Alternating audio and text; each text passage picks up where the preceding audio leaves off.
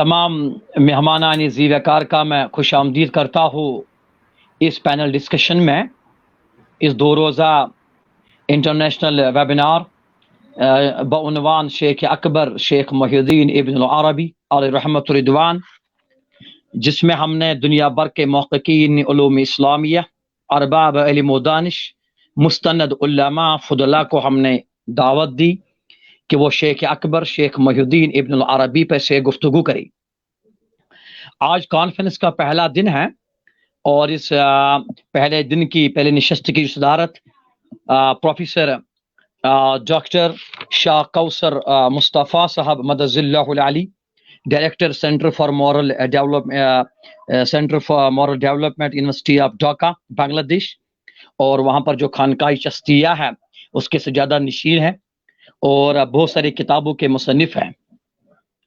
اس کے علاوہ آج اس پینل ڈسکشن میں professor doctor Latif Hussain Shah Kazmi, chairman شعبہ philosophy Aligarh Muslim university, professor doctor Ali Rabbani sahab, counsellor ایرانی culture house Delhi, professor doctor Manzoor Ahmad Bhat sahab from Kashmir university شعبہ اسلامیات کے ڈائریکٹر ہیں، professor doctor Hamid Naseem Rafiabadi, head department of religious studies, dean school of social science, centre of university of Kashmir, professor doctor Shahbaz Ahmad Chishti, director Zia الکریم Islamic centre new York U S A, اور پیر کرم شاہ عزیری صاحب کے شاگردوں میں ان کا بڑا نام ہے۔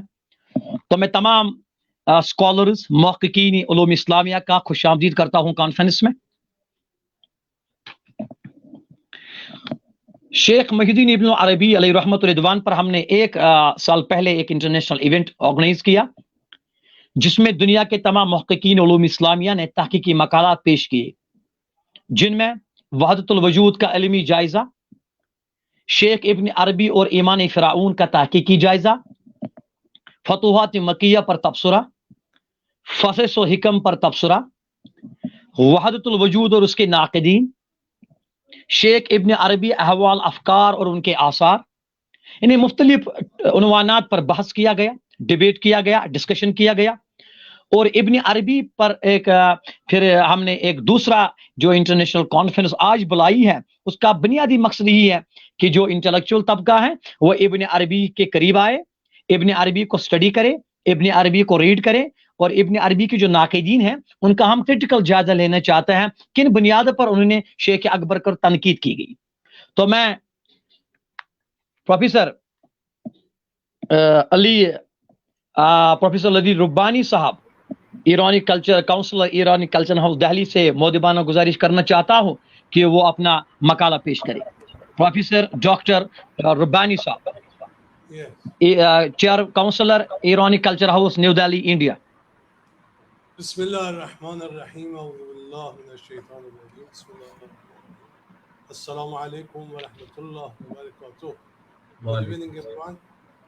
I extend my special greeting to all respected ulama, speakers, participants, and thank to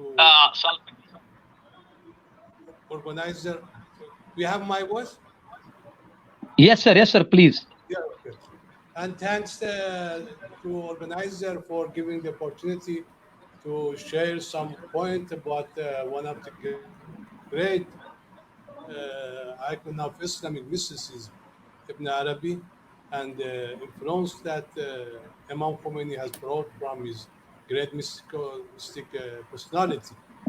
Sheikh Akbar Hazrat Maulana Ibn Arabi, the face mystic of the 6th and 7th century Hijra, is considered the leader of mystics and an influential figure in the mystical tradition of the Islamic world. After Ibn Arabi appeared in the 6th and 7th centuries, his view on the topic of human spiritual authorities and the theory of perfect man, Insan Kamil, become the focus of Muslim mystics, especially Iranian and Persian mystics. The most famous of these are Sheikh Fakhruddin Araqi and Sheikh Muhammad Sabzawari, Shah Ni'matullah Wali, and also many Iranian and his disciple, and also Sayyid Muhammad Noor Bakhshi, and many Iranian, they have been influenced by the spiritual influence of Ibn Arabi, words and messages. The influence of the view of Ibn Arabi on Iranian, in addition to Iran, led to the flourishing and growth of this particular school of thought in other lands, including Saxena, India, Pakistan, Kashmir, and present-day Afghanistan. The important point is that Ibn Arabi's idea, more than growing in the west of the Islamic world, have grown and expanded more and more in the east of the Islamic world, especially in Iran. It is in Iran that view of Sheikh Akbar ibn Arabi are properly reviewed by a Muslim thinker. In Iran, this idea has been criticized and commented on by both prominent and opponent Ibn Arabi ideas over the year, and as a result of the creative approach to it, underwent a profound change, and finally Mullah Sadra substance theory Harkat Johari was the outcome of the idea of intersection of Sheikh Ishraq and Ibn Arabi also. Sheikh Ishraq and Ibn Arabi are really mystic and philosophers who believe in connection between religion, philosophy, and mysticism. In contemporary time, Imam Khomeini was one of the prominent Iranian figures who played a major role in reviving Ibn Arabi's mystical ideas.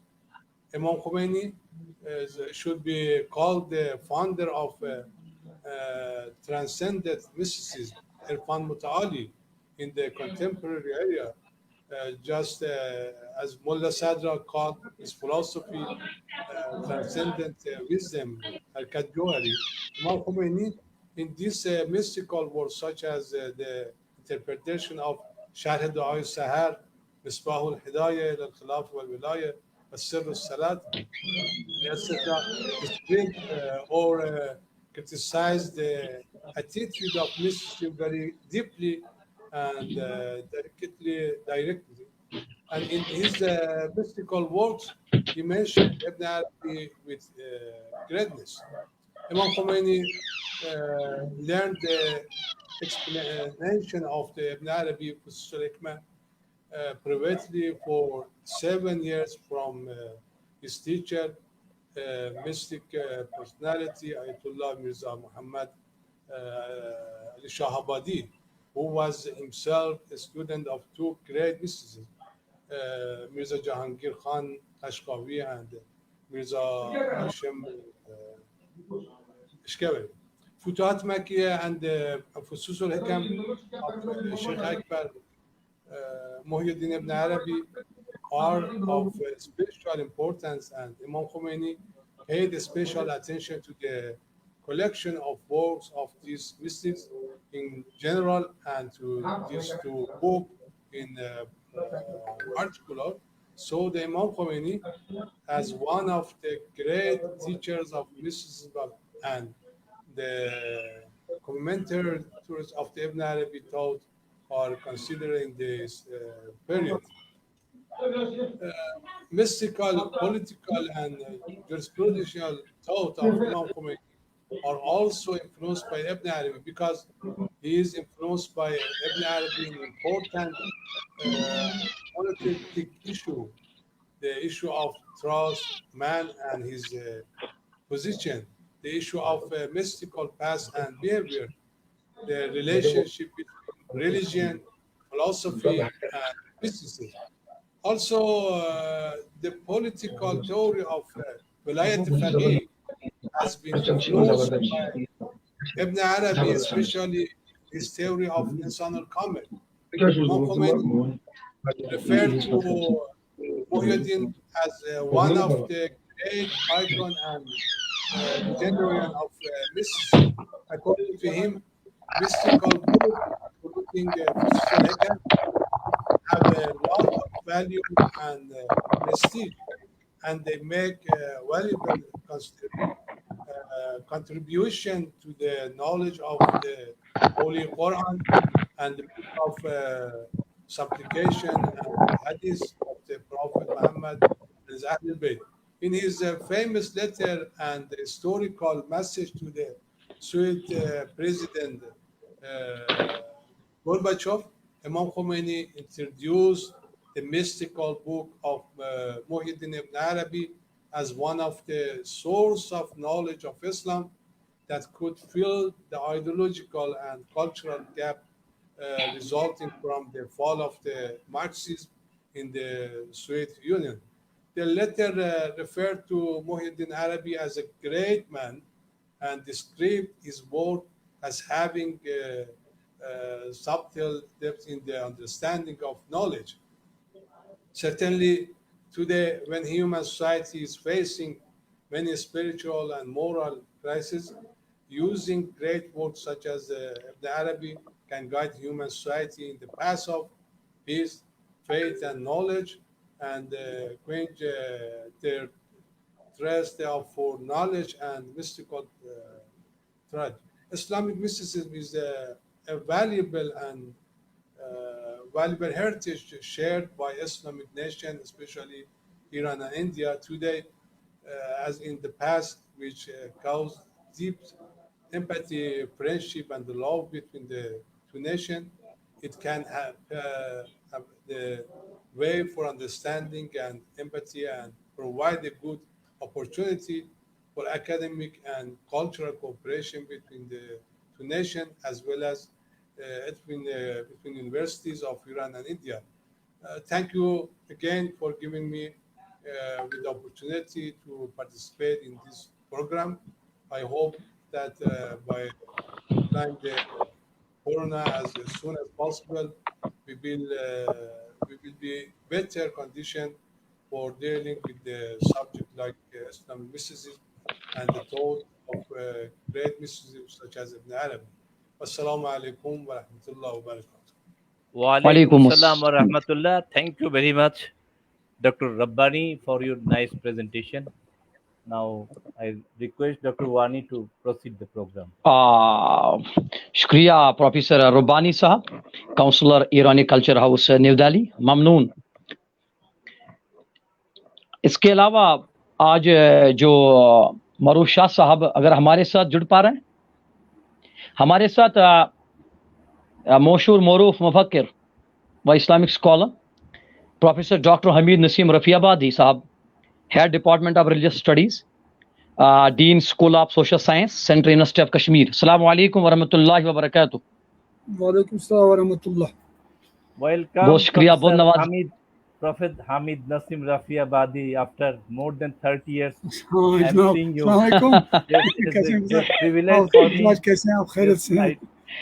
I talked to you when I Yeah, was in. और जब गए थे आपसे और- मुलाकात हो तो नहीं I हुई, remember, बात sir, हुई I थी। remember. Yes, और yes. डॉक्टर But और नसीम रफियाबादी next साहब one. कह रहे थे कि शाह कौसर मुस्तफा साहब से अलीगढ़ में मुलाकात होती थी। अलीगढ़ में मुलाकात वो हुई तो थी, 30 years से ज्यादा पहले। I remember, 32 मुझे साल याद है। पहले। Yes. जब वो तो- वहाँ पढ़ाई करते थे अलीगढ़ में। जी जी अब हम बहुत अच्छा, प्रोग्राम को आगे बढ़ाते हुए professor please, Latif please, Hussain please, Azmi please. साहब, चेयरमैन शुबे फिलॉसफी, हम उनकी बारगाह में अदबन गुजारिश करना चाहते हैं को शेख अकबर पर अपना मकालत पेश करें। Professor Latif Hussain Sheikh Azmi from Aligarh Muslim university, India.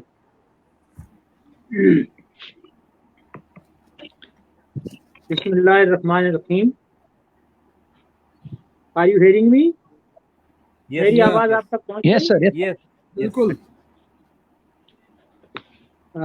I am thankful to the organizer of this international webinar on Ibn Arabi, and I am grateful to the organizers, especially Tosi Wani Saab and his all team, that they have given us this opportunity to discuss some important Sufi philosopher or Islamic philosopher in order to know something about them and implement what was there in them.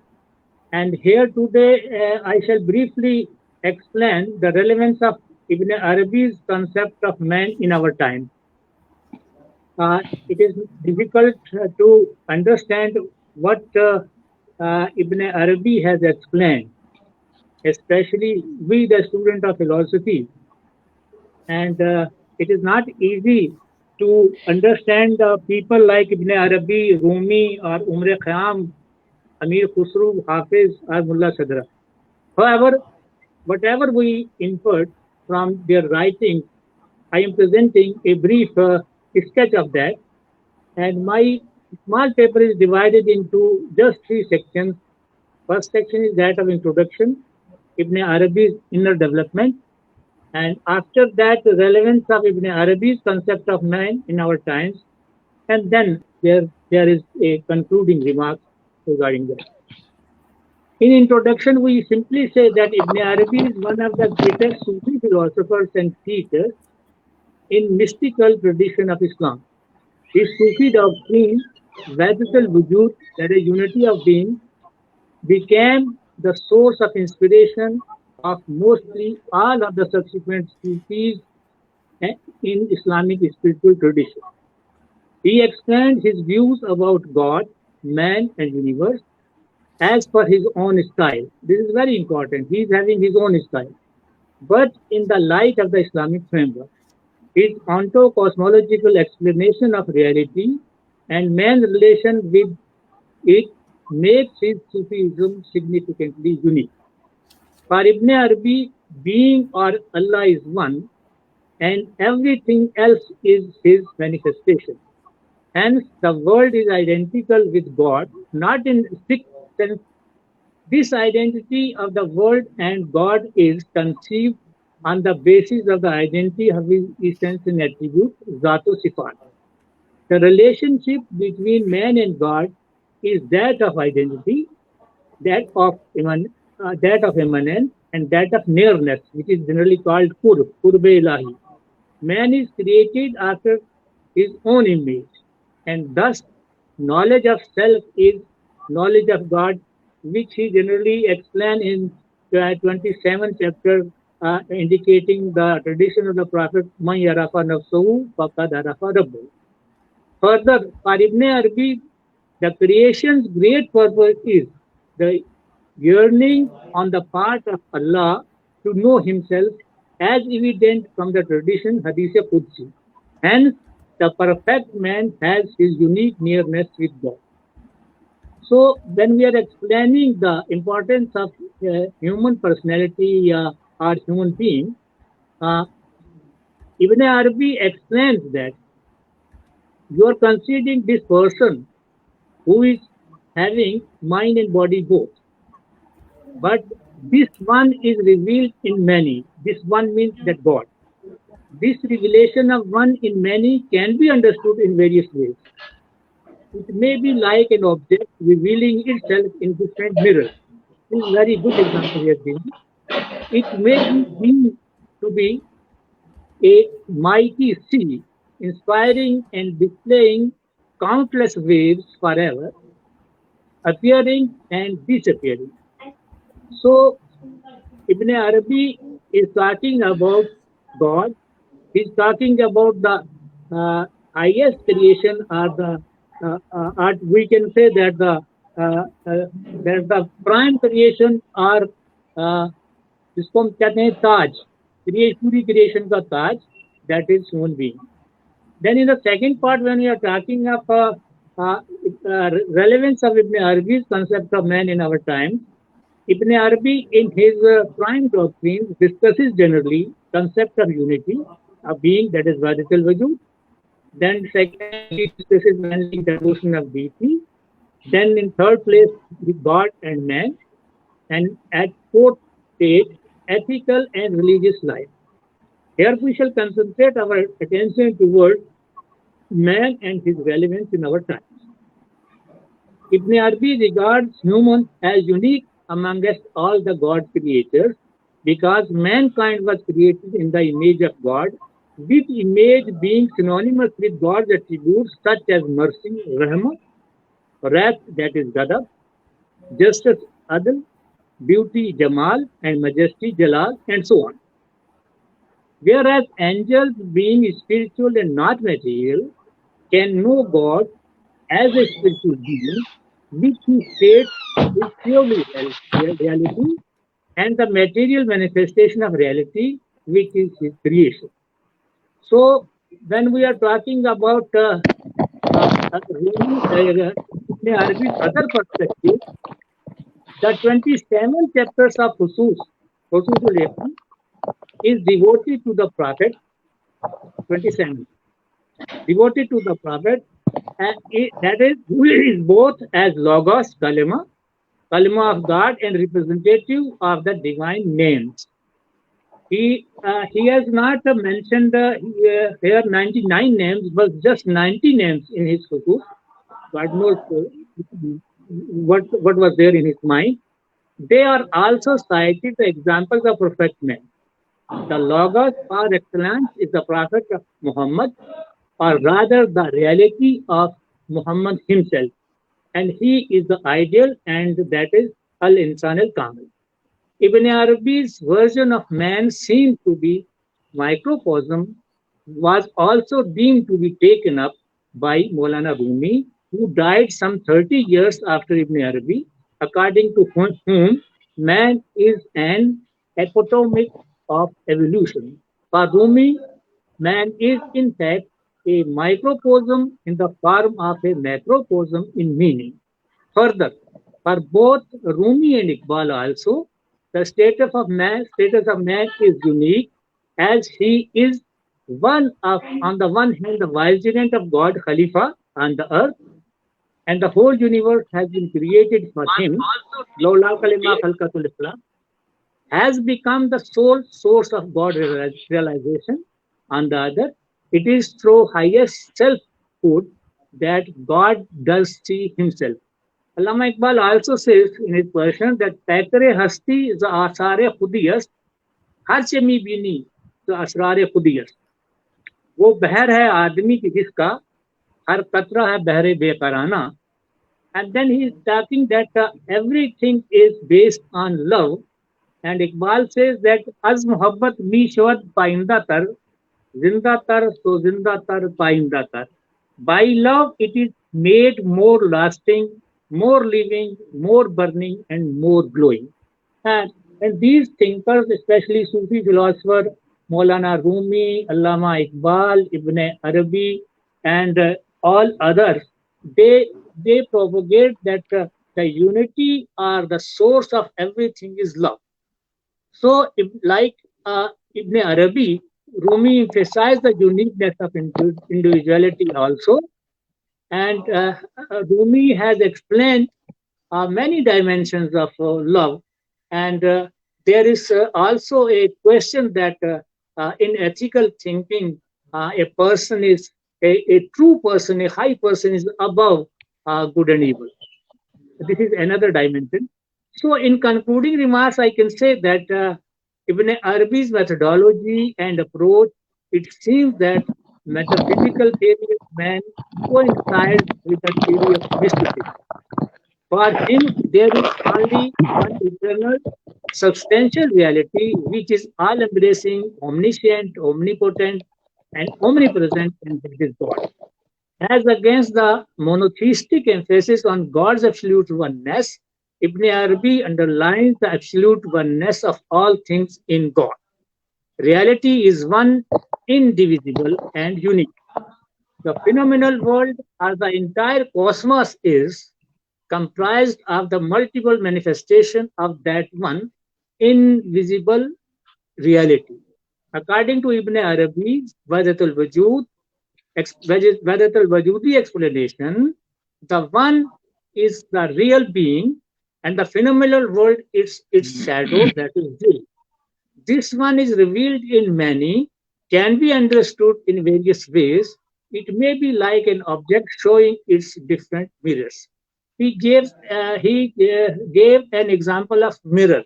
So here, one thing I want to point out that Ibn Arabi's conception of Wahdatul Wujud was with all due respect, misunderstood by Sheikh Ahmad Sarindi and even Allama Iqbal. By this one, a reconciliation point of view was presented by Shah Waliullah, who said that reality is one and Wajud and Shuhud both are its two sides. So it is not easy. Just we are not thinking that when we say that Yadullah, when we say that Lisanullah, we are not talking that when we are say Lisanullah, Allah की जबान और अल्लाह के हाथ उस तरह के हाथ नहीं जिस तरह के हमारे और आपके हाथ हैं या नफ्सुल्लाह हमारा और अल्लाह का नफ्स एक जैसा. So Ibn Arabi's standpoint in the Wahdatul Wujud doctrine is not simple, and it is not understandable for all the great thinkers also, who took things literally. It may be compared to the source of light from which the infinite number of lights are derived.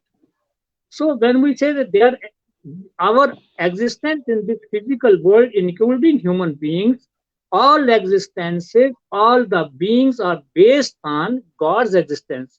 Our own being, our own existence, this whole world is nothing if God does not actually care for us. He is caring, that is why we are here. If he is not caring, we are no more. It may be said that the names of God are how God assumes the relationship in the world, such as creator, sustainer, guide, forgiver, compassionate, and then he is giver. He is not taking from us anything. He is giver and he is bestower. So in entire philosophy of Ibn Arabi, we say that our rational approach, we can't explain God's existence or God's being through our rational explanation. We have to realize our essential divinity. We have to realize that we have been created in the image of God himself. So जिसको हम कहते हैं कि लाज रखना इस image. So we should not indulge in evils. When God has created that on my land you are there as working as vicegerent of my vicegerent there on earth, and you possess both this spirit and this material body. So through material body you must perform action, and through your imagination, through your wisdom, through your mind, you have intimate connection with me. This is generally the program of God, which Ibn Arabi understood in his own way. So, like other Sufis, Ibn Arabi was fond of quoting Hadith-e Qudsi, I was a hidden treasure and I yearned to be known. Then I created creatures in order to be known, and that the highest ever creature, that is human being. Then when we are talking about the status of man's status in the philosophy of Ibn Arabi, we can say that every human being is a manifestation of God in particular, and he is having a special status in the eyes of God. Each one of us has logo in the divine presence. However, God's reality being eternally inexhaustible, the revelation that God has made in each of us is unique, and innumerable human beings revealed God in their own different unique ways. So each human being in his or her own unique way of being a well-driven Kripa delivers the hidden God from his solitude. We are talking about the relevance of Ibn Arabi's concept of man in today's world, and that is that man is the center of the cosmos, and God has chosen him to make his kingdom functional. This is very important. To make his kingdom functional, God has created human beings. Here, when I'm talking of man, it does not mean I am excluding women. Human beings, not man, that is all. to be known through him, and to analyze, to realize and synthesize in multiple dimensions to unfold his potentiality and capability. So man should not be treated as an ordinary created being, but he is a mover, constructor, a reconstructor, and destructor of evil, and reflector as per his divine association and inspiration. But just within a minute, Ibn Yes, sir. Yes, Arabi sir. believes that the perfect man alone, the, the divine presence is reflected, and through him alone, God becomes conscious of himself and his perfection. Further, God's purpose is to be known, so humans were created to be conscious. God's purpose is also to bind human beings and creatures with love. This binding and expansion of our love that unites us with human beings and with God. According to these great thinkers, they propose that it is love on the basis of which we are united with human beings, we are united with God's creation, we are united with God also. So love is the only source.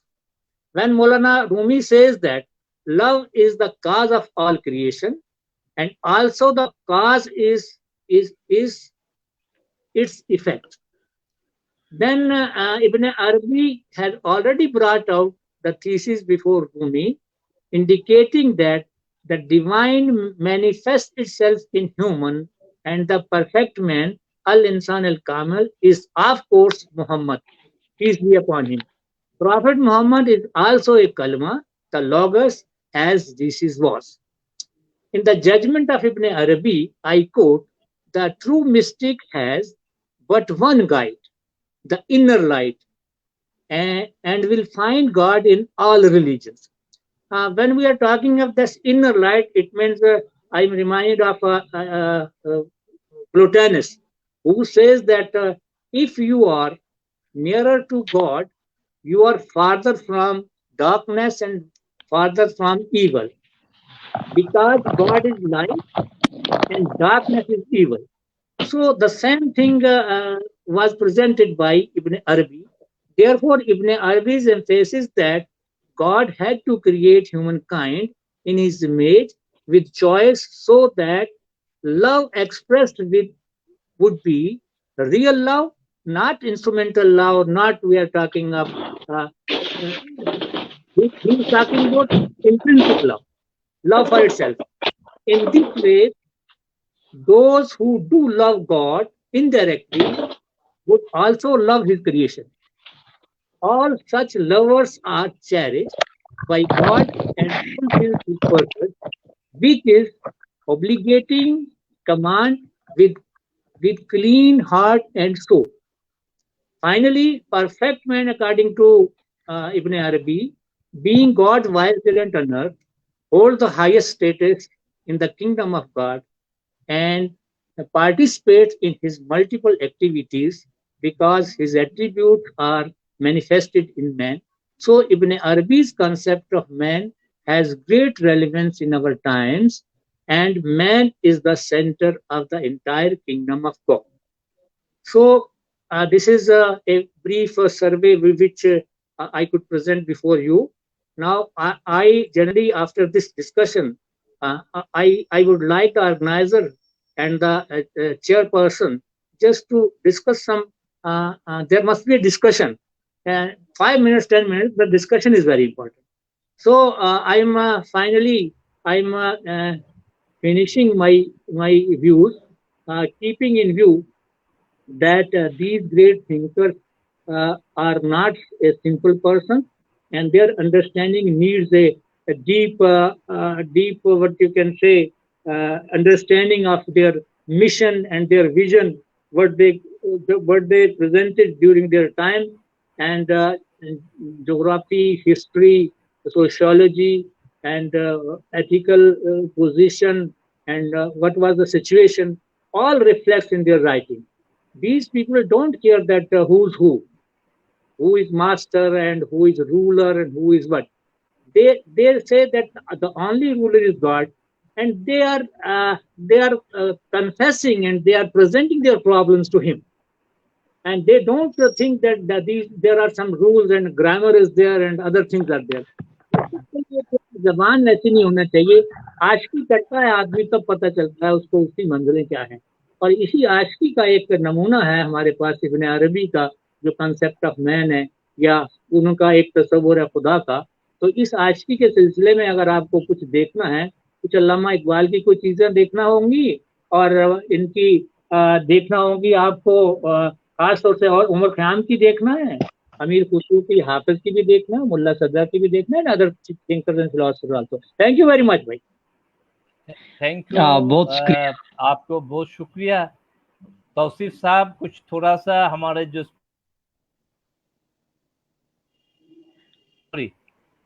Ji doctor साहब अभी जी उनको जरा discussion थोड़ा सा discussion का अगर गुंजाइश है या नहीं. अभी हमसे प्रोफेसर डॉक्टर हमीद नसीम रफियाबादी साहब भी इंशाल्लाह उनका एक अहम मकाला होगा इब्न अरबी के हवाले से. तो डॉक्टर मोहम्मद मौरूफ शाह साहब से मैं गुजारिश करना चाहता हूं कि वो आए और इस पैनल डिस्कशन में शरीक रहे. इसके अलावा प्रोफेसर हमीद नसीम रफियाबादी भी हमारे साथ होंगे. इसके अलावा डॉक्टर अली रुबानी साहब भी. तो वहतुल वजूद पे बहस होनी चाहिए डॉक्टर साहब, क्योंकि बहुत से नाक़दीन, बहुत सा जो अभी जो मैं देख रहा हूँ, चाहे कश्मीर की मैं बात करूँ, बरसगीर की मैं बात करूँ, बहुत सारा लिटरेचर वहतुल वजूद के खिलाफ लिखा गया. और बहुत सारे जो स्टूडेंट्स हैं वो भी जानना चाहते हैं कि वहतुल वजूद का असली फलसफा क्या है. और जो शेख अहमद सरहंदी साहब ने वहतुल शहूद का जो कंसेप्शन दिया, इसके अलावा शाह वलीउल्लाह ने जो तत्बीक की, इसके बारे में बहुत सारे मुहक्किकीन स्कॉलर्स जानना चाहते हैं कि इसका बैकग्राउंड क्या है और किस तरह हम इसको इजीली समझ सकते हैं. और जावेद दामदी साहब जो पाकिस्तान से वहतुल वजूद के खिलाफ या इब्न अरबी के खिलाफ बहुत सारी कॉन्फ्रेंसें की और बहुत सारा क्रिटिक हो रहा है इब्न अरबी के हवाले से. तो इस कॉन्फ्रेंस के जरिए उन सवालात, उन अशकालात का जवाब होना चाहिए. नहीं, ऐसा करिए. मैं कौसर मुस्तफा साहब से भी गुजारिश करूंगा कि वो ऑडियंस खाली सुनने के लिए ना हो. There are certain questions in the mind of the audience, है ना, और क्वेश्चन को एक एक दो को आप ले लें. जी. और हम हमारे पेपर होने के बाद करें. पेपर तो लतीफ साहब के पेपर है इंसान के वजह present day relevance of Ibn Arabi in the present day context with reference to man, the dignity of man. उनमें उन्होंने वहदतुल वजूद भी ले आए हैं बिल्कुल. तो उनका जो कॉन्सेप्ट ऑफ मैन है, डिग्निटी है, इतना बेहतरीन अंदाज में उन्होंने पेश किया है, तो उसके ऊपर कुछ बात होना चाहिए. और सब कुछ ले आए हैं. जब तमाम स्कॉलर्स मकालात पेश करेंगे, इसके बाद हम 10 मिनट का सेशन लेंगे, उसमें हम तमाम सवालात का. That is good. ओके. तो डॉक्टर मोहम्मद मारूफ शाह साहब से मैं गुजारिश करना चाहता हूं कि वो अपना मकाला पेश करें. डॉक्टर मोहम्मद मारूफ शाह साहब from Kashmir. Yes, doctor Mohammad Maroof Shah साहब.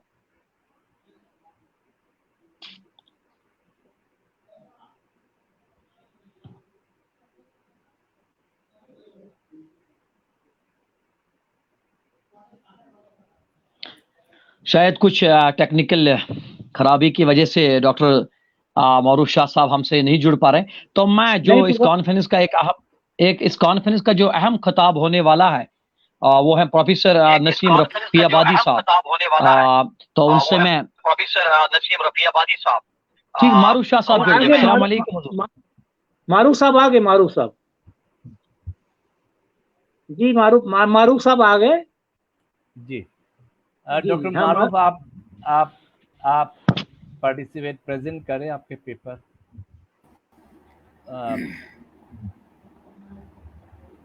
डॉक्टर मोहम्मद मारूफ साहब.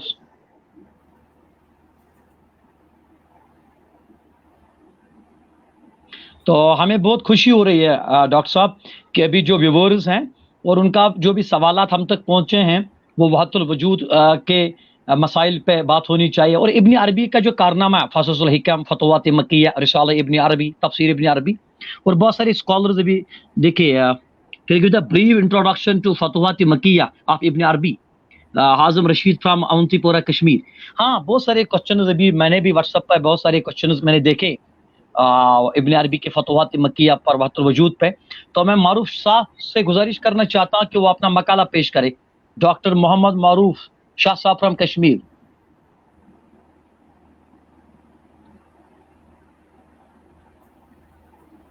इसके अलावा प्रोफेसर डॉक्टर शाहबाज चस्ती साहब from Ikram institution from USA. और इसके अलावा प्रोफेसर डॉक्टर मख्तार नजा फ्रॉम मलेशिया यूनिवर्सिटी शोबा इस्लामियात।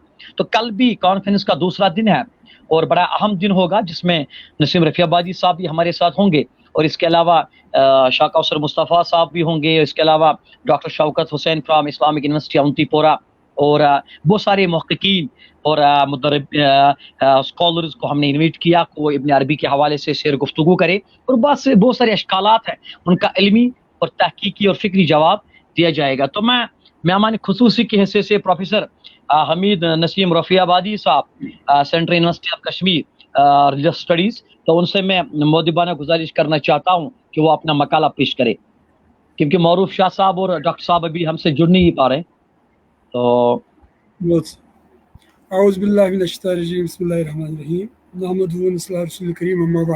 आवाज आ रही है? जी डॉक्टर साहब। जी, yes. First of all, I have seen after a long time my friend Mustafa Saab and also my friend Kazim Saab, Latif Kazmi Saab, and there are many others, mashallah. So very good topic and very controversial as well. Because if we take it as philosophy, then our approach has to be different. But if we take it as a tasawwuf, then our approach has to be different. So it depends on us how we approach this. If we are Sufis ourselves, then our approach will be based on our own personal experience. But if we are just taking it as a philosophy and a man who is outside the realm of tasawwuf, then we may criticize it as has been criticized. This doctrine has been criticized by many people. But there have been Sufis who were themselves following this doctrine, as Sheikh Ahmad Sarindi. So he has criticized it from the point of view of Sufi experience itself. So there are different angles to this doctrine, Wahdatul Wujud and Wahdatul Shuhud, and the combination of both by Shahullah Dahlvi Rahmatullah. Since, as has been said by Sheikh Ahmad Sarindi about Ibn Arabi, that he was from the Maqbulani Bargah. He was among those people who has been accepted by Allah. And he has differentiated between him and other such type of Sufis. And not only him, but even Ibn Taymiyyah has differentiated Ibn Arabi from other Sufis who believed in Unitarianism. That's Wahdatul Wujud. And he says that he was offering prayers and he's better than Qanawiya and Sabin and others. So in this way, we have to differentiate. But if you ask me how I will just look towards this matter, I will see from both angles, philosophical as well as mystical. I was working on the philosophy of Mansur Halaj, and I was trying to see what Halaj has said in his Kitab al-Tawasin, then also in the light of the book written by Messinon, Loy Messinon, 3 volumes, The Passion de la Halaj, The Passion of Al-Halaj. So I could feel that he has been under the influence of mystical experience. So he has said these things. And this is not something new which he has first time said, others have also said. And it was Abu Bakr Shibli who said that I was considered to be insane, I was left out. And Mansur Halaj was considered to be sane and he was punished. He was hanged. He was put on the gallows. So in this way, there have been different interpretations even to his experience, because then I was seeing that how Sheikh Nuruddin of Kashmir has interpreted Mansur Halaj, and I found that he has interpreted him in this way, that he was under the spell of mystical experience. And there he was Marful Qalam. He could not be punished for that, because at such stage you don't have control. You are lost in the love of Allah and you can say these things. And this has been also said by others before him, like Baz Bistami, Subhani Ma'azam Ushani, or by Junaid Baghdadi, Mafis Chubbat Suballah. And such type of utterances have been made by other Sufis as well, but they were not punished. And then people have said that even Mansur was Qatilullah fi Sabilullah, and it has been said no less than by Sheikh Attar in his Tazkiratul Awliya. And others have defended also even Mansur, what to say of Sheikh Ibni Arabi. So these are different viewpoints which we can just look to when we are looking towards Watul Wujud and Watul Shuhud and even Itihad and Hulul. It was Imam Ghazali who has not used this word in this way, Watul Wujud, in that sense as was used later on. He has talked about Hulul and Itihad and Tawheed and such type of terms in his Al-Mulk Dalal. But basically, I feel that Watul Wujud has philosophical connotations also. And when we see to this from philosophical point of view, it seems to be influenced by Neoplatonism. Let us accept this. And also influenced by these Akhwan al-Safa, by their Rasail, because they have equated prophets with Plato and Socrates and others. And then in modern times, we have the same feeling in the parallelist philosophy, where people believe in all truth, which is found in all religions, because truth is one and God is one and everything is one and Wujud is one. So truth is also one. So it has a lot of connotations for Tawheed. For that reason, people like Sheikh Ahmad Sarandi had to also protest against this. And he said, Futuhati Madaniya Mara as Futuhati Makkiya Beniya Sakhtan. And then he said, Mara Banaskare is never first. We have to deal with the nusus, not the fusus, and we have been made indifferent by Futuhat al-Madaniya from the Futuhat Makkiyah. And as a student of philosophy, I was seeing that as Ghazali has categorized knowledge, there are 4 sources of knowledge. One is sense perception, then is reason, then is intuition, and then is revelation. At the level of intuition, people just can speak such type of things. But as Ghazali would say, that Sufis are at the feet of the prophets, while the sainthood ends, prophethood starts.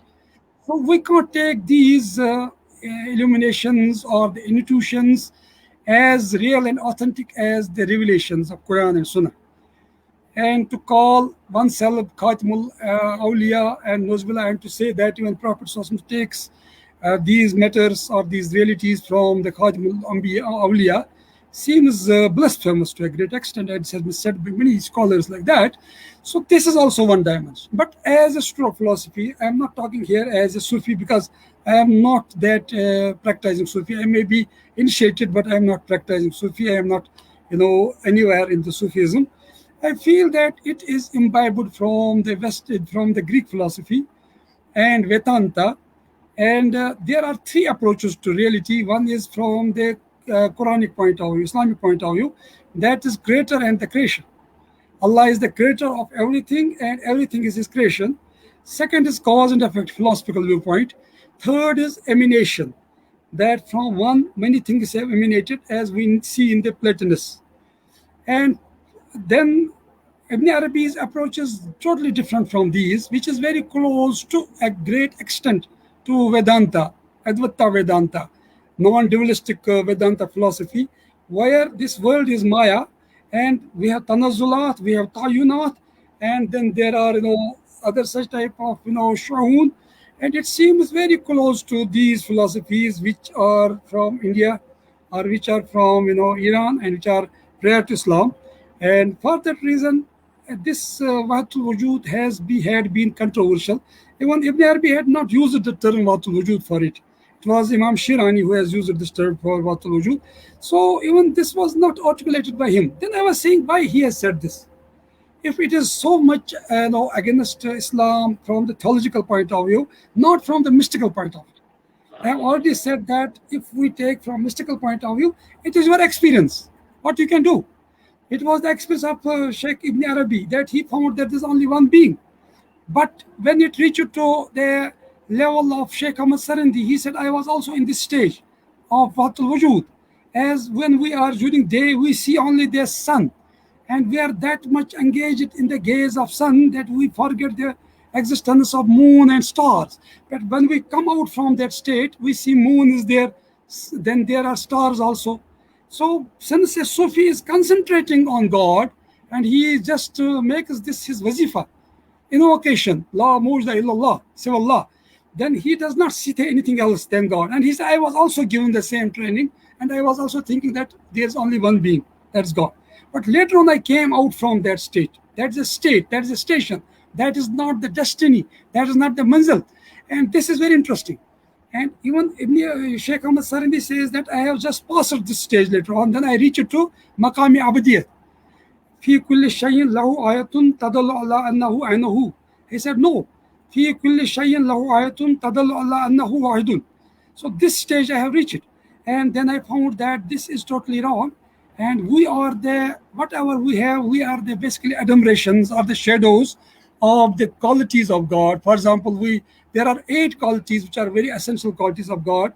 So these are different from, these are different from his essence, and we can't say that essence and qualities and attributes are one and the same thing, as has been held by Ibn Arabi.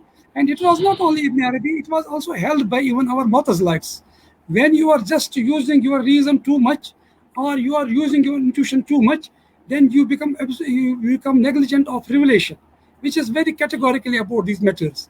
And these are the matters which are to be believed on the authority of the prophets, not one's own experience. And when you just rely on your own experience, then you commit such type of mistakes. But sometimes you don't have control what you can do.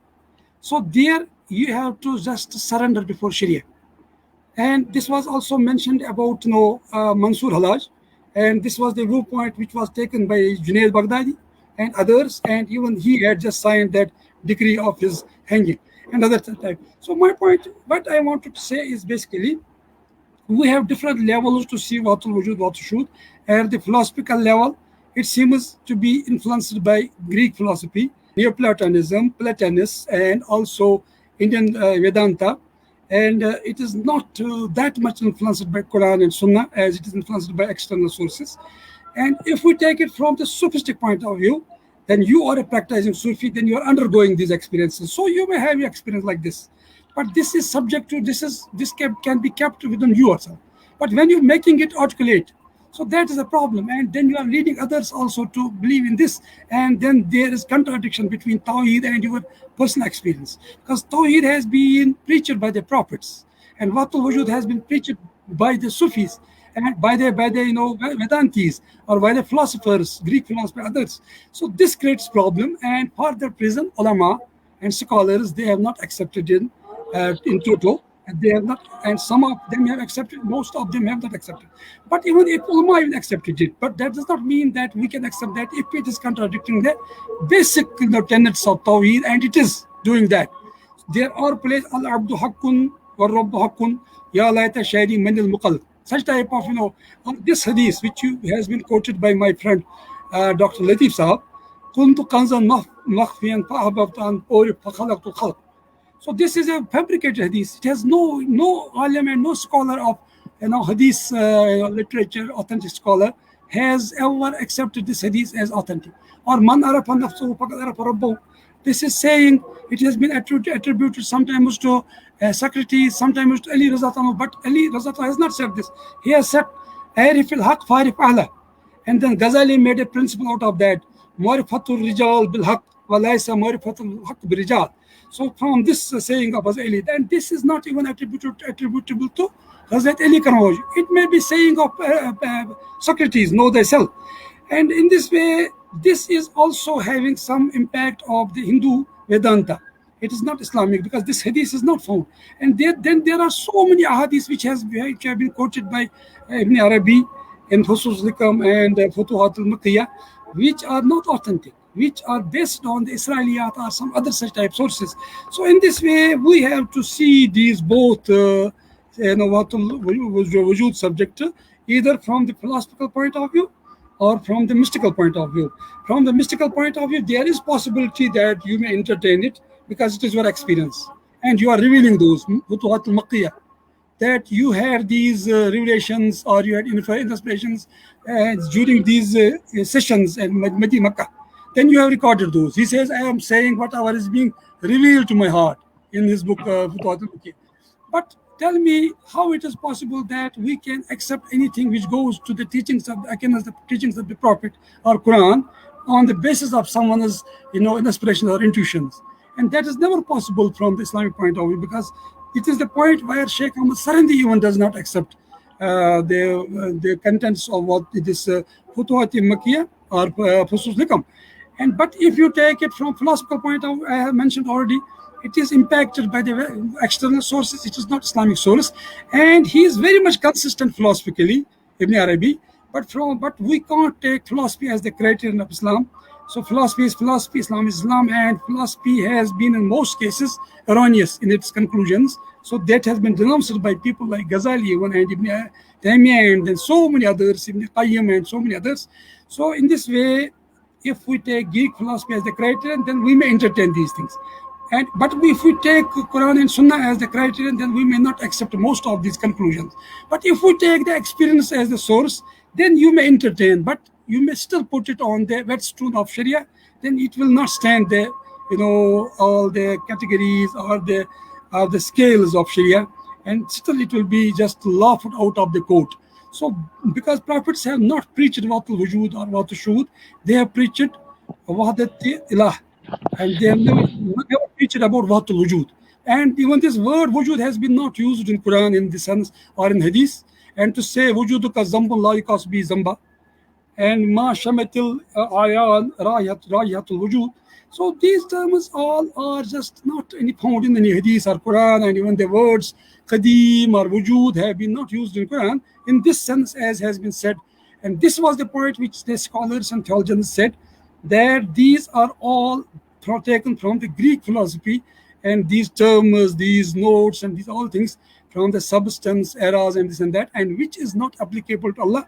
Laisa kamithlihi was similarly, and this is similitude based on similitude, based on tashbih, and it is not based on tanzi in that sense. So in this way, there are many questions which can be raised here. So I am just raising the questions this time. I am not saying anything. Tomorrow when I will be reading my paper, inshallah, I will just try to mention about all these positions which have been taken by Sheikh Ibn Arabi, then Sheikh Ahmad Sarandi, and then Shahullah Dalvi, how he tries to reconcile, and what could be the Islamic viewpoint about all these positions, without caring who has said this and who has said that, because we are more concerned with Quran, Hadith than someone else. That is very important for us, as has been said, La ta'ata li makhluqin fi ma'siyatil khaliq. So we can't follow anyone else if it goes against Prophet or Quran. And as we enter, if there is any difference of opinion, you go back to Quran and Sunnah, then we can see what can be the actual Islamic position about Tawheed, whether it is Shuhudi, whether it is Wujudi, or it is Ittihadi, or it is Hululi. So then we can see what is the actual position of Quran and Sunnah about this subject, rather than going by this philosophy or that philosophy. But I believe that they never meant what people have attributed, because they were that was the trend of the times. As we have nowadays trend of science, we have many people, great scholars of Islam. Now they make science criterion of everything, and they want to prove Islam through science, and they don't know. Once they were proving that evolution is compatible with Islam. Now they are just proving that Big Bang is compatible with Islam. But these theories keep on changing. Those days there was the influence of Greek philosophy, Unitarian philosophy. So they were under the spell of that, unconsciously, unknowingly, as we nowadays are unknowingly under the spell of science, and we want to prove Islam compatible to science. So that is the trend of the times. That's the Weltanschauung of the times.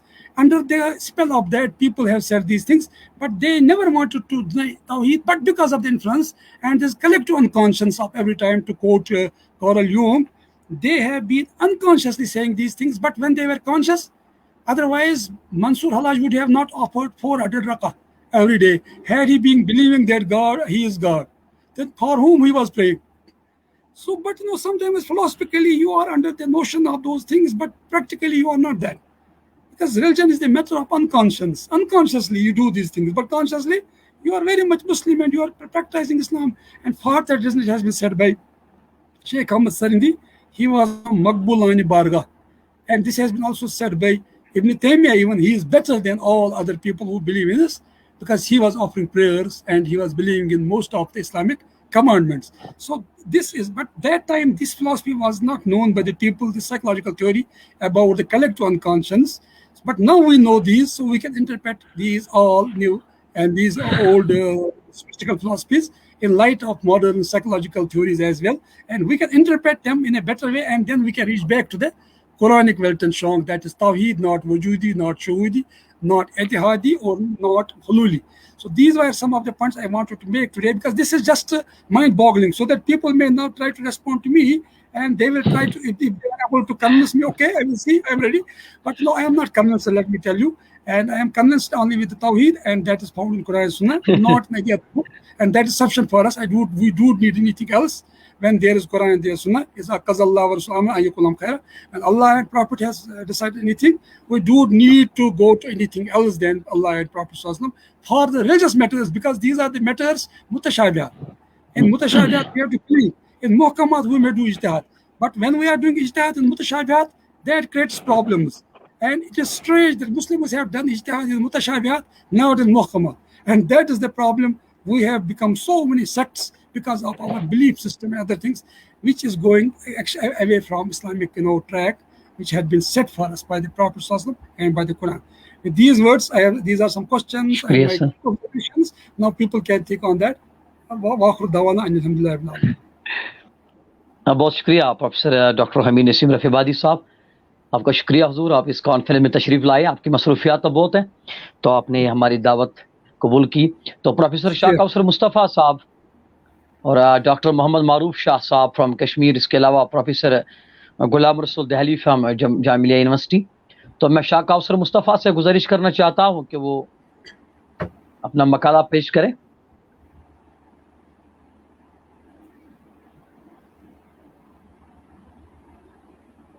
इस conference में doctor Ali Rabbani साहब from counsellor ईरानी culture house Delhi, Latif Hussain Shah Kazmi, professor Naseem Rafiabadi साहब from Kashmir central university of Kashmir, doctor Mohammad Maroof Shah from Kashmir, और बाकी scholars और मुहक्किकीन को हमने इनवाइट किया, दावत दी कि वो शेख अकबर पर शेर गुफ्तगू करें। तो मैं डॉक्टर शाह कौसर मुस्तफ़ा साहब, जिनकी सदारत में कॉन्फ्रेंस हो रही है, कि वो आए और अपने ख्यालात का इज़हार करें।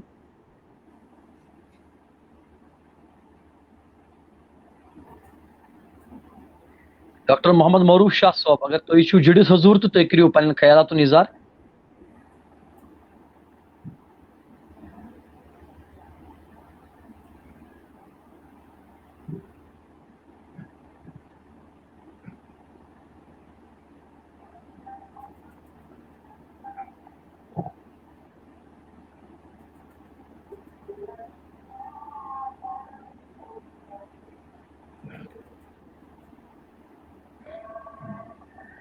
डॉक्टर साहब ये नेट प्रॉब्लम्स ये आसान तो बहरहाल वारिया स्कॉलर हेकान जुड़ित कह। डॉक्टर शाह कौसर साहब बांग्लादेश ढाका यूनिवर्सिटी पे थोड़े के नेटवर्क प्रॉब्लम इशूज, और डॉक्टर मरूफ शाह साहब तो नेटवर्क प्रॉब्लम्स, नेटवर्क के इशूज तो तिम हेकने से जुड़ित कह। सवालात आप ले लीजिए तब तक, जब तक वो आएंगे। अगर कोई सवालात हो, कुछ चीज हो तो जी डॉक्टर साहब। जी डॉक्टर साहब, एक सवाल फ्रॉम अवंतीपोरा से हाजिम रशीद साहब ने यूनिवर्सिटी वो एमए करे वहाँ कश्मीर यूनिवर्सिटी में। उनका एक सवाल आया था कि शेख मुहिउद्दीन इब्न अरबी अलैहिर्रहमा की जो फतवात मकिया और फसुल हिकम है उस पर तबसरा होना चाहिए कि इनकी जो इन किताबों की इम्पोर्टेंस क्या है, और दौर जदीद में हमें किस तरह इन कुतुब को पढ़ना चाहिए, और जो उनके अशकालात हैं किस तरह उनका इजाला हो सके। वो तो बहुत जाहिर सी बात है, जब तक पूरी किताब को आदमी पढ़ेगा नहीं, उसमें अब चूँकि खुलासा हम लोग पढ़ते हैं, पूरा तो भी पढ़ा नहीं सब में, हम सब लोगों ने किसी ने पढ़ा भी नहीं, और बड़ी किताबें माशाल्लाह। लेकिन माशाल्लाह उन किताबों में जो है उन्होंने दलाइल दे दिए हैं, फस के नाम से मुख्तलिफ फस उन्हें दिए हैं, और उन्हें पैगम्बर के साथ मंसूब किए बातों को, और फिर अपने तजुर्बात को बयान किया। फतवात मक्किया में जो मक्का में उन पर जो है मतलब अपना ज़ाहिर हो रहा था, तजुर्बात हो रहे थे, उनको हमने अपने वो कहते हैं दिल से जो है, मुझे दिल पे जो आ रहा था वो मैं लिख रहा था। तो मैं खुद नहीं लिख रहा था, कोई और लिख रहा था। ये उन्होंने कहा इसमें फतवात मक्किया में। ये समझ लो एक वारदात है, वारदात, उसको कन्फेशंस कहते हैं। जैसे इमाम गजाली की जो है उसी तरह की ये भी है, या कन्फेशन ऑफ ऑगस्टाइन।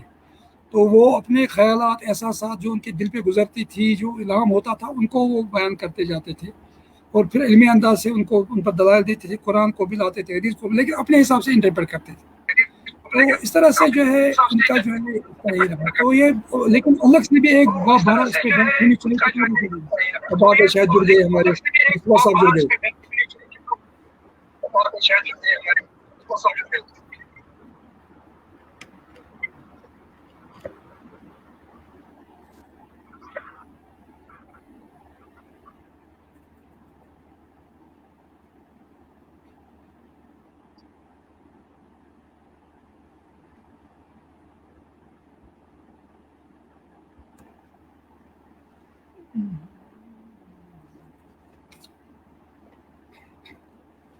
خمینی صاحب نے بھی لکھا ہے اس پہ خصوص لکم پر لکھا انہوں نے یہ کتاب ہے میرے پاس تعلیقات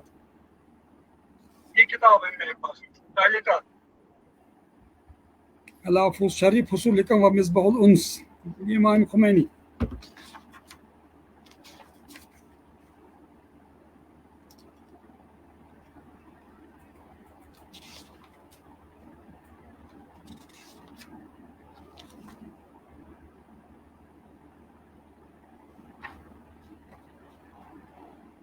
کوثر صاحب بسم اللہ.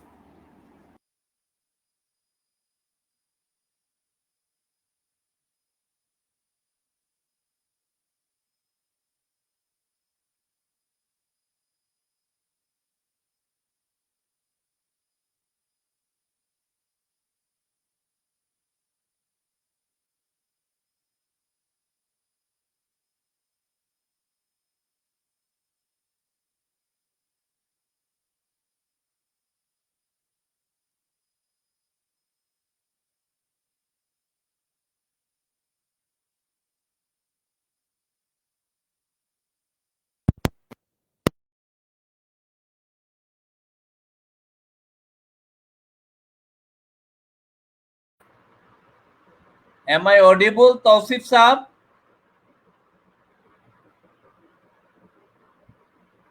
ہم سن نہیں رہے ہیں.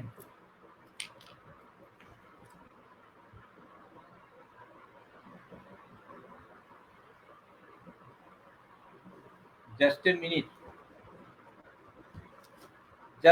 You continue. I'm trying to.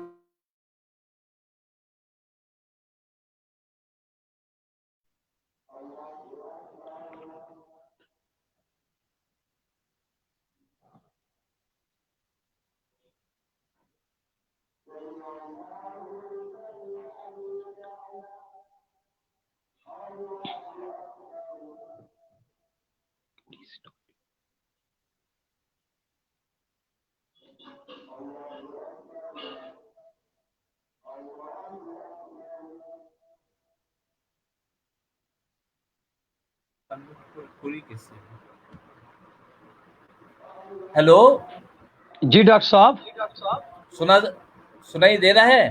Are you listening? ماشاء اللہ بالکل بالکل آپ اپنا صدارتی خطبہ شروع کریں. بسم اللہ الرحمن الرحیم نحمدہ و نصلی علی رسولہ الکریم وعلی آلہ الطیبین الطاہرین واصحابہ اولیاء امتی اجمعین وبارک وسلم.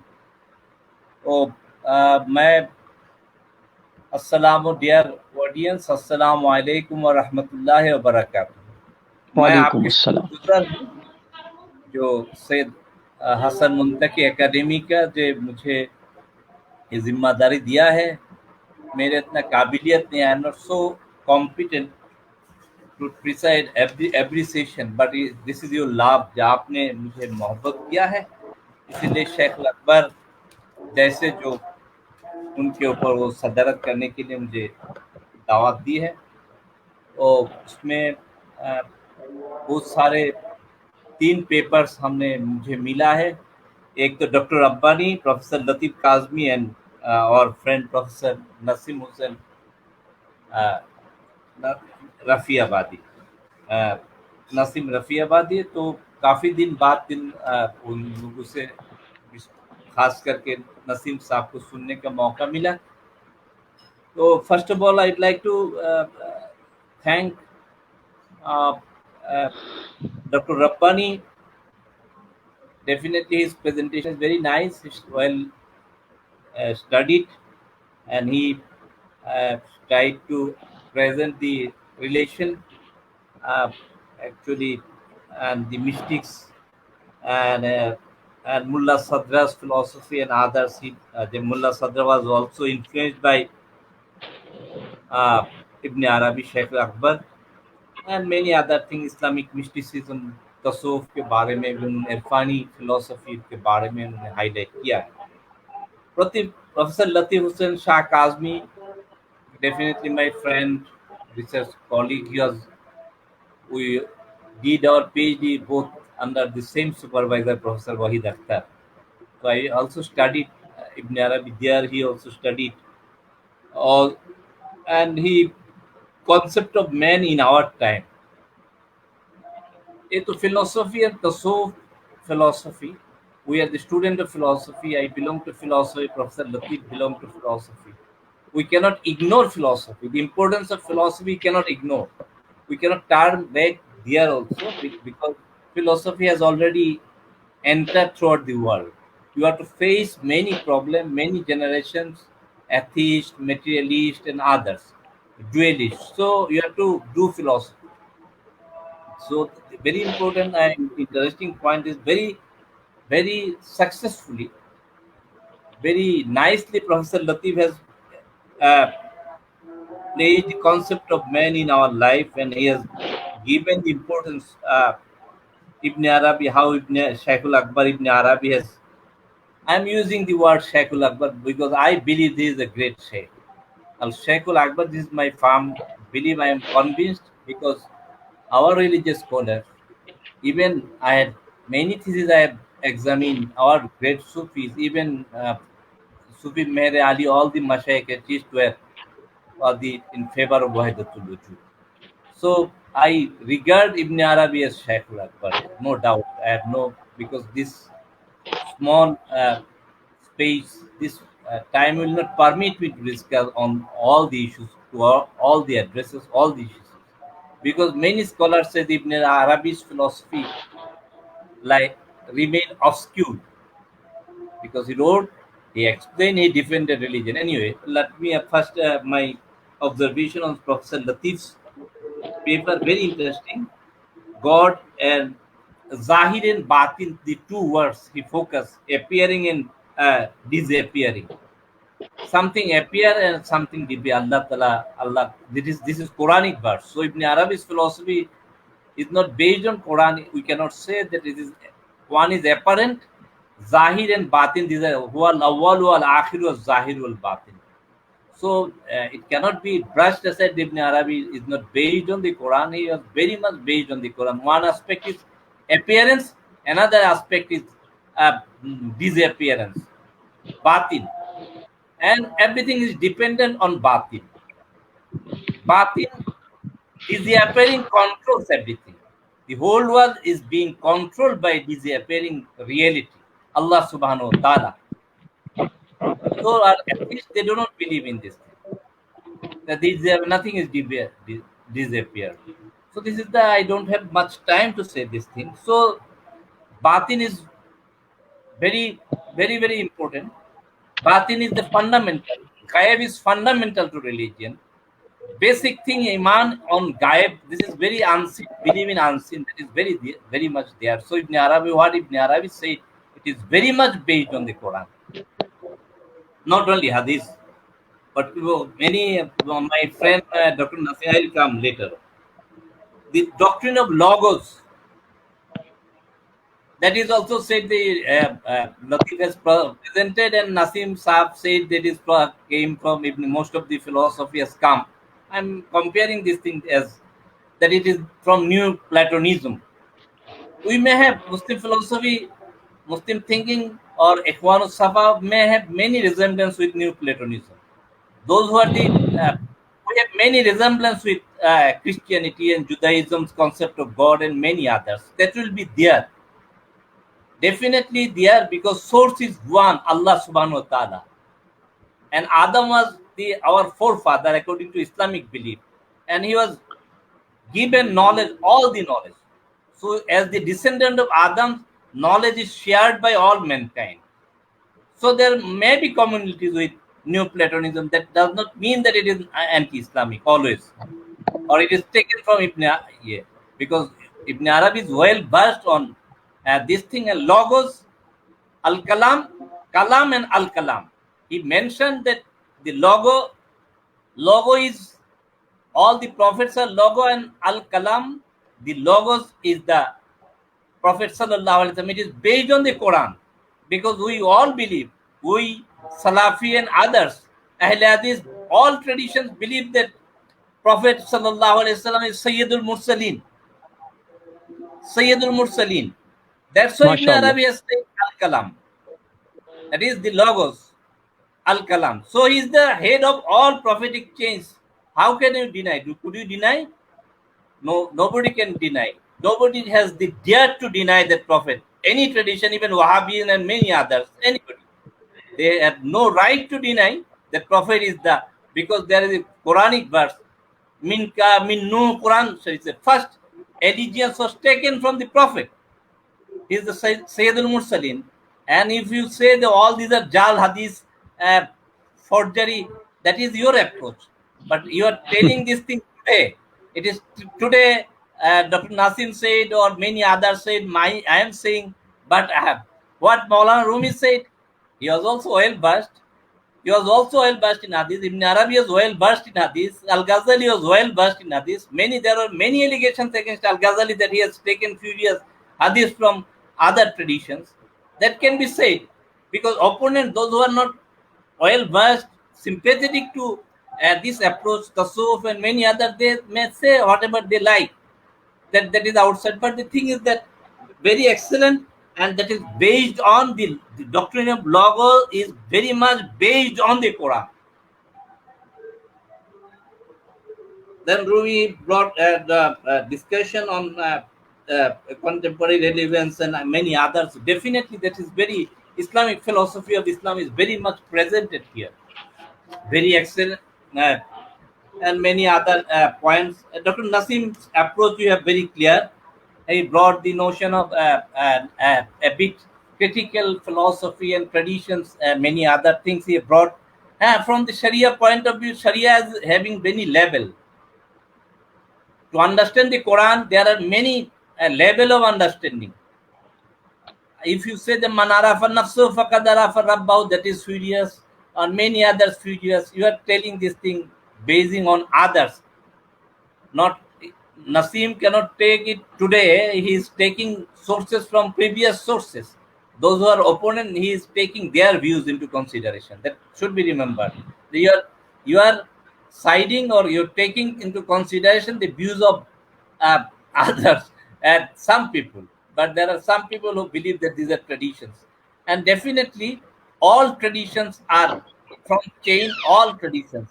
Because secrets, many secrets, what Abu Bakr knows, what Umar knows, knew, what Usman knows, what Ali knows, all Sahabas did not know all these things.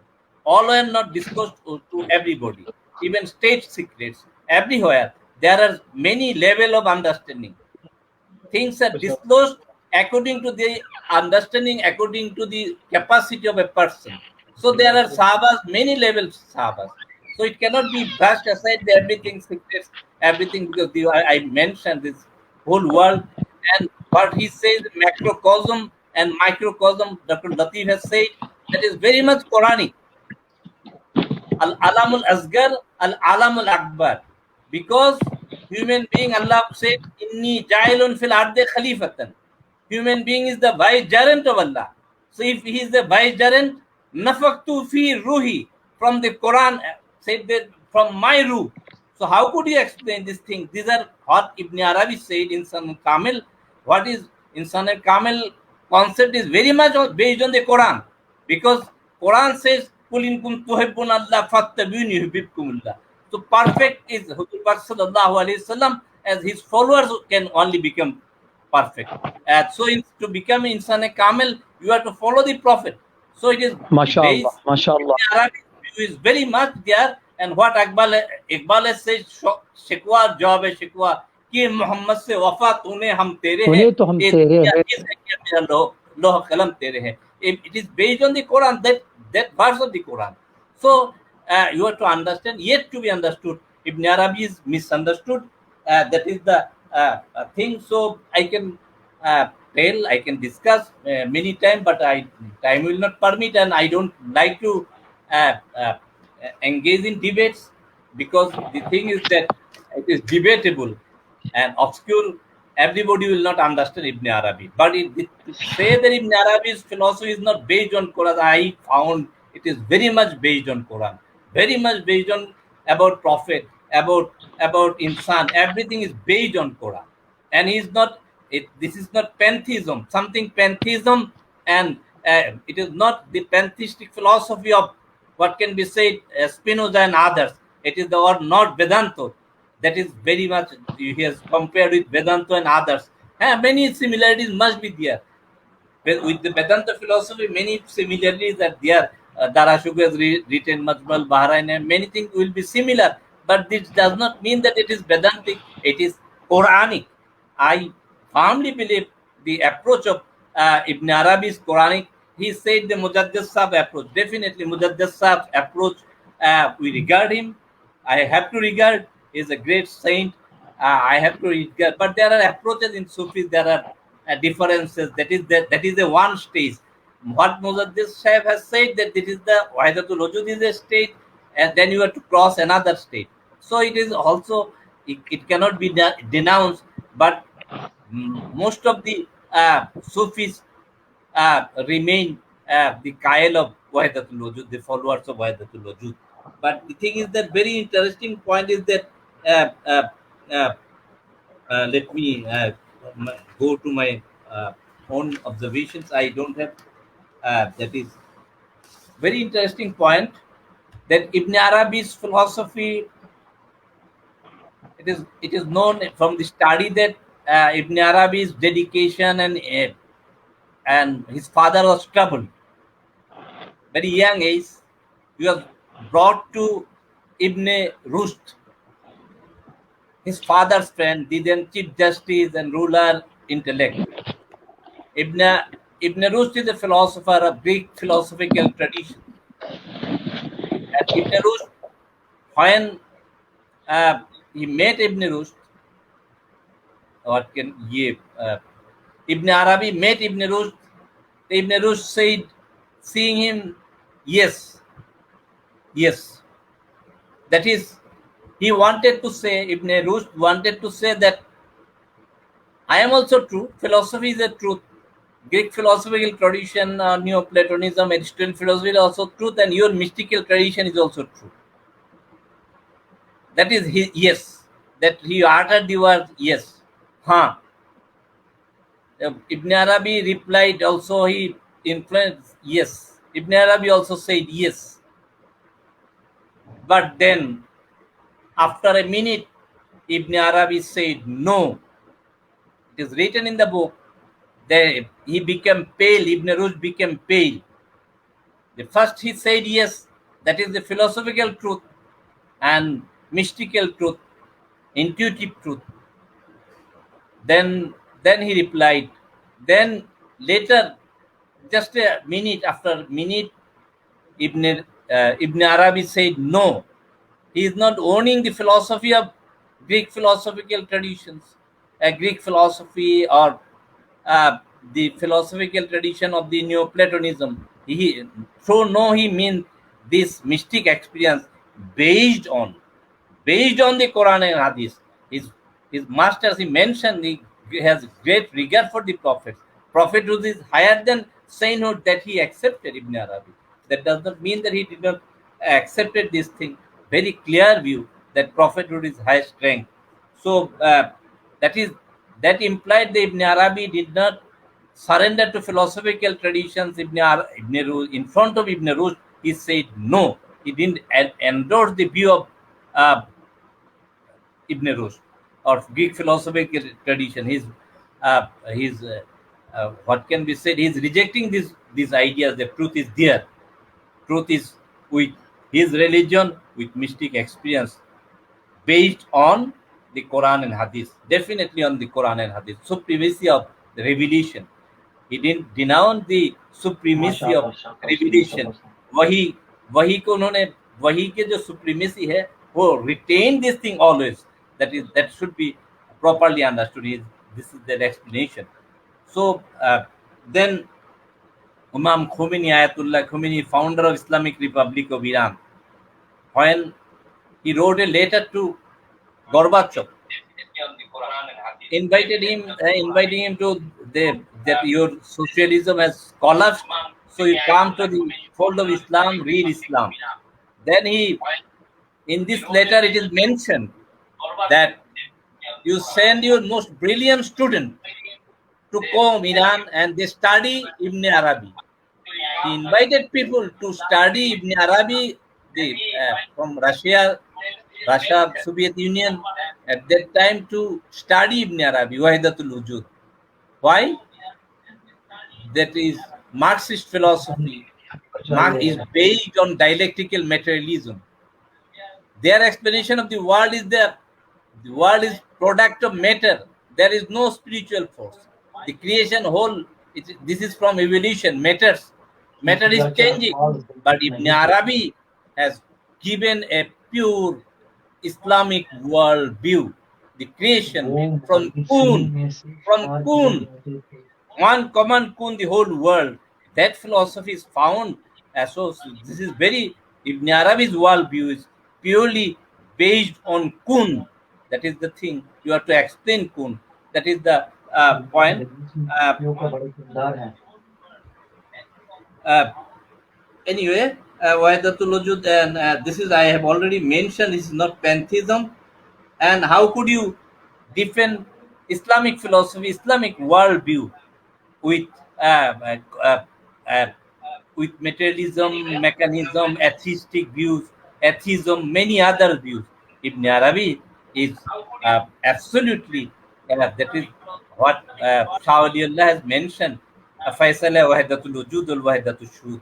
Here he mentioned that there are differences are only in words, not in they both objective are same, to prove the absolute oneness of Allah subhanahu wa ta'ala. The Wahidatul Wujud का मकसद और Wahidatul Shuhud का मकसद the absolute oneness of Allah subhanahu wa ta'ala. Ibn Arabi has said the same thing. Absolute, Allah is absolute. Creation is there. And as Sabeta, many things. This will not permit me to say all these things. This should have come from the papers, intellectual discussion, and Dr. Maruf could have said this thing. So many questions are the Professor Shah intuition and no. Wahi is the primary, but for understanding Wahi, one question has come: when Wahi is there, there is Wahi. What is the need of dependence on intuition if it contradicts Tawheed or the basic tenets of Islam? No. Ibn Arabi's view does not. Wahi is fundamental, basic, always relevant. Wahi is there, fundamental, but the Wahi kun, when you explain kun, your explanation is required. To Ibn Arabi, Wahi is for primary, and intuition is there to understand the very basic spirit of Wahi. So intuition is also endorsed by the Quran. Intuition is the Wallamnahu min ladunna ilman. That is Quranic. So intuition is not something different. That will be going on. People will get light from the Allah subhanahu wa ta'ala. So this is not that it is intuition is something different approach outside the Quran. It is very much based on the Quran. It is Wallamnahu min ladunna ilma, Surah Kahf, many other things. These are all based on the Quran. Upholding Quran without holding the Quran, without holding the Wahi, one cannot become a person with intuition. So to reach the level of intuition, Al-Ghazali has also made reason, sense, perception. What he said, my thesis was on Al-Ghazali is a for the first time I did this work, I think, throughout Aligarh Muslim University. So that is there. Al-Ghazali also said this, but the place of intuition is definitely there, because what he said, Dr. Nasim said, that Mutazila's view and Ibn Arabi's view totally different. They are purely rationalistic approach. They took the rationalistic approach, that is, and Ibn Arabi's approach is very much conducive, very much consistent with the Quranic approach. So, that is the gap of understanding. When there is wahi, what is the need of dependence on intuition? Contradicts that does not contradicts at all, because that we are not Ibn Arabi's approach. If any intuition contradicts, then the intuition will not be accepted. The Sufis has ordered these things, that if my intuition contradicts Tawhid is not here. We are not contradicting Tawhid. Tawhid is a very fundamental, because this is very one, and in Sufis, Tawhid is, I think, very Puritan. मुआहिद के जो आला दर्जा वो सूफी का ही है. असल में उनके जो तौहीद है, it is very real possessor of tawhid are the Sufis actually, because they grasp tawhid in its truest meaning, a real meaning, from the core of your heart. That is, they understand tawhid from. Just a minute, just 1 second. माशाल्लाह professor doctor Shah Kausar Mustafa साहब का इल्मी एक इरफानी खिताब जारी वो सारी है, और मैं समझता हूँ कि हमें फ़ख्र है और कि हम डॉक्टर साहब को सुन पा रहे हैं, और बड़ा इल्मी और फ़िक्री तहकीकी मकाला शाह कौसर मुस्तफ़ा साहब बयान फरमा रहे हैं. हाँ डॉक्टर साहब कंटिन्यू करें.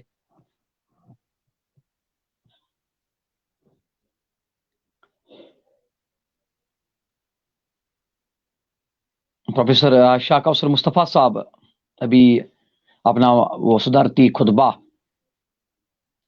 बयान फरमा रहे थे, तो मैं मासिर मुकदमी साहब से कहना चाहता हूँ कि डॉक्टर साहब को लाइव रखें, और अभी डॉक्टर साहब की बात मुकम्मल नहीं हुई.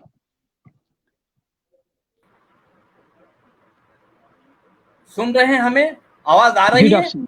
जी sir. So the question is that then whose intuition we have to follow, dear sir? Intuition or your intuition? No, intuition is one. There is no controversy among the Sufis, strong controversies among the Sufis. Sufis never, you find for 1300 years, the Sufis approach remain, they are united, they remain united. Other traditions, because of controversy, they erased from history, because Sufi's intuition, that is, he says the supremacy of others, not my intuition. That is, the intuition is that, but supremacy is of revelation. Sufi says the supremacy of revelation. For understanding the true spirit of revelation, wahi, intuition is necessary. Otherwise, there are many tafsir, many groups, 72 groups are there. When he was asked, Hazrat Data Ganjabaksh, हुजबेरी रहमतुल्लाह अलैह कश्फुल माजूब में है, जो उनको पूछा गया कि आप सूफियों में हेरेटिक, उस जमाने में 10 ग्रुप है, there are 10 groups, heretic groups, इसमें सूफी में एक है. तो उन्होंने कहा था कि अगर मैं हमारे यहाँ तो एक है, तुम्हारे यहाँ तो 9 है, तो अगर 9 को तुम संभाल, हम एक को संभाल सकते हैं. So the Sufis, when you read Kashful Marjuk, so notion of Tawhid, you read Ghazali, you read Haris al-Muhasabi, and definitely Sufis were always misunderstood. Iqbal has defended the stand of Al-Hallaj. Iqbal reconstruction, you read reconstruction of religious thought. Iqbal defended intuition. So Iqbal defended intuitive knowledge. Ilm Zahir, first chapter of the reconstruction of religious thought in Islam, you read, go through it. Knowledge and religious experience. What is written? You try, read and read again and again. Without spirituality, without intuitiveness, without inner relation, religion will not last. Your religion will be just papers, flower made of papers that will not survive. Without spirituality, your religion will not survive. Your Allah is with you. How could you deny? denounce this thing, what Ibn Arabi said. Finally, I'd like to conclude what Ibn Arabi said. You study, deeply study Quran and deeply study Ibn Arabi. You will find no contradiction. You will find that there is a very, very, very coherent, similarly consistent. He tried to establish the Quranic philosophy. He tried to establish the philosophy of Tawhid through intellectual level. Many people didn't understand. They criticize. That is the different issue. With regards to all, I'd like to conclude my lecture with due respect to all, to thanks to all the speakers, Professor Dr. Rabbani, Professor Latif Hussain Shah Kazmi, and Professor Nasim Rafiabadi, all of you, and all listeners, all who put questions, everyone, you are. I'm thankful to you all, Mr. Tausif Wani. Thank you for giving me a chance to say a few words, but we have to understand, and we always submissive. La ilma lana.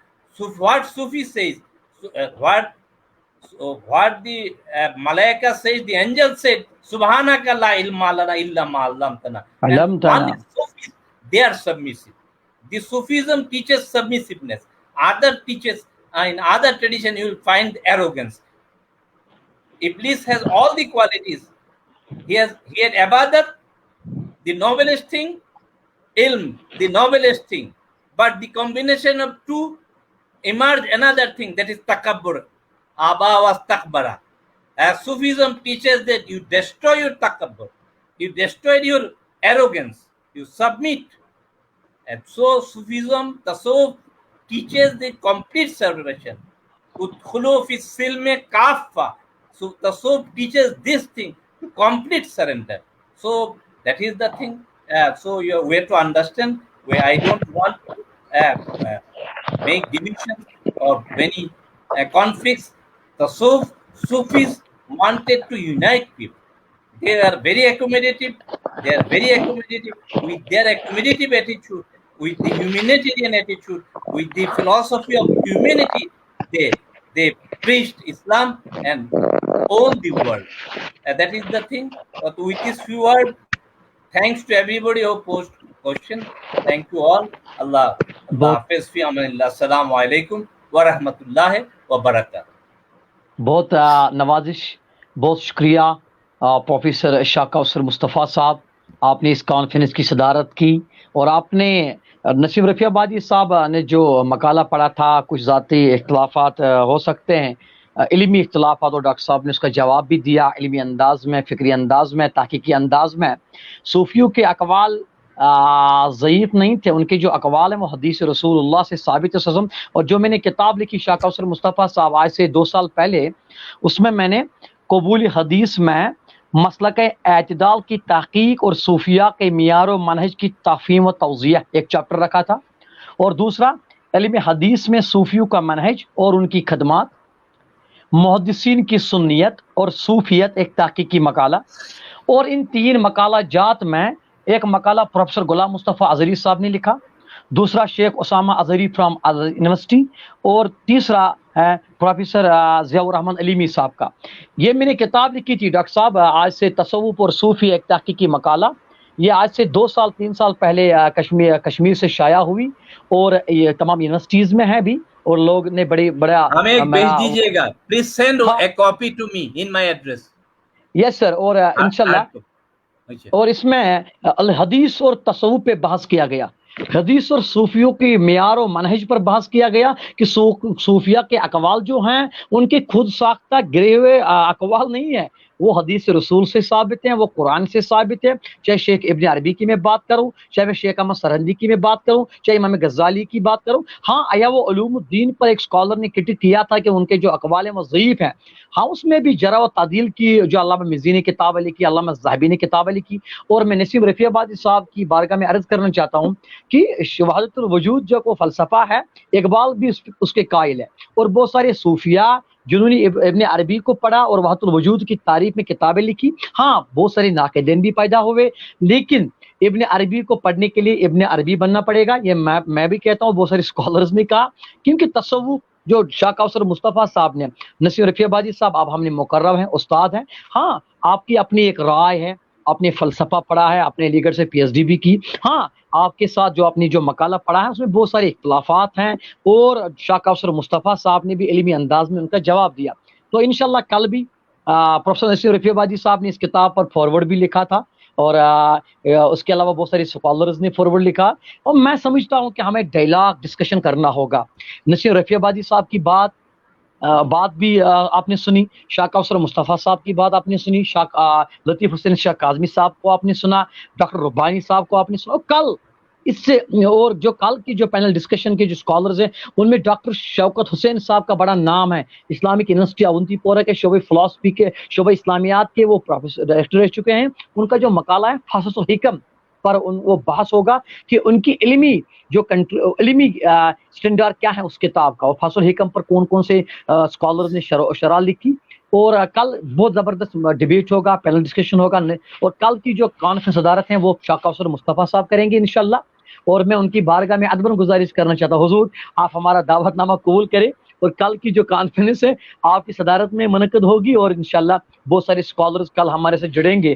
اور نسیم رفیع آبادی صاحب سے بھی عرض کرنا چاہتا ہوں، حضور ہم ایک پینل ڈسکشن رکھیں گے، اور جس میں شاہ کوثر مصطفیٰ بھی ساتھ ہوں گے، آپ بھی ہوں گے، اور بہت سارے اشکالات کا جواب دیا جائے گا. تو میں تمام مندبین، محققین اور اسکالرز کا شکریہ ادا کرتا ہوں، خاص کر پروفیسر علی ربانی صاحب کا، ڈاکٹر لطیف حسین شاہ کاظمی صاحب کا، پروفیسر نسیم رفیع آبادی صاحب کا، اور پروفیسر شاہ کوثر مصطفیٰ صاحب کا جو ڈھاکہ یونیورسٹی سے جڑے اور جو وہاں خانقاہ کے سجادہ نشین بھی ہیں، اور بہت سارے کتابوں کے مصنف ہیں، اور جو المعارف جو پاکستان سے نکلتا تھا جب علامہ کوثر نیازی یا علامہ استرخان نیازی صاحب یا علامہ پروفیسر مقصود صاحب تو وہاں پر مجلس مشاورت کے رکن رہ چکے ہیں، اور علامہ عبدالحکیم شرف قادری صاحب کے شاگردوں میں سے ہیں. تو ہم ان کا ادباً بہت بہت شکریہ. شاہ کوثر مصطفیٰ بہت نوازش، اللہ آپ کے علم و فضل میں اضافہ کرے، اور جو آپ کی جو صوفیانہ روش ہے اس میں اور اضافہ ہو جائے، اور آپ سے ہم استفادہ حاصل کرتے رہے. اور کل آپ کی صدارت میں اس کانفرنس کا دوسرا دن بھی منعقد ہوگا جس میں تمام اسکالرز شرکت کریں گے. بہت شکریہ کوثر مصطفیٰ صاحب. تھینک یو، شکریہ، بہت شکریہ. اسی لیے السلام علیکم ورحمۃ اللہ وبرکاتہ. Thank you every one. شکریہ ڈاکٹر صاحب، السلام علیکم. السلام علیکم. ایک بات جو میں لاسٹ میں عرض کرنا چاہ رہا تھا وہ یہ کہ جب تک ہم اپنے دائروں سے باہر نہیں نکلیں گے تو چیزوں کی سمجھ نہیں آئے گی. جب ہم کہہ رہے ہیں کہ who will tell us about the real Islam، کہ ہر کوئی کلیم کرتا ہے نا، تو کل بات جاری رہے گی انشاءاللہ. Thank you.